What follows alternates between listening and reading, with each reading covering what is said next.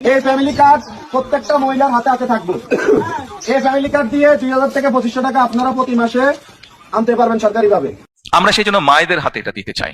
তো রুকো যারা, সবার করো। প্রত্যেক মাসে 50 লক্ষ থেকে 1 কোটি পরিবারকে আমরা রাষ্ট্রের পক্ষ থেকে তোদের সবাইকে ফ্যামিলি কার্ড করে দেবো।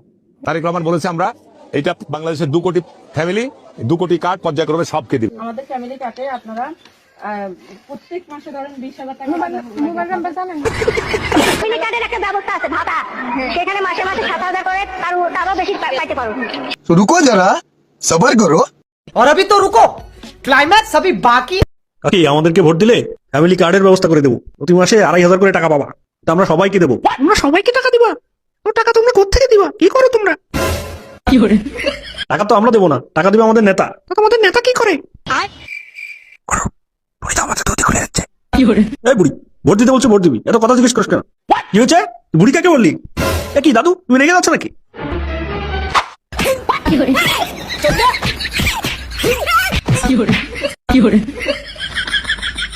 একটা বুড়ো পাঠা আমাদেরকে কেলিয়ে দিয়ে গেল। এগুলো যদি মানুষ শোনে তাহলে কি আমাদের ভোট দেবে? কিন্তু গুরু, বুড়োর গায়ে কিন্তু সেই জোর। কি করে?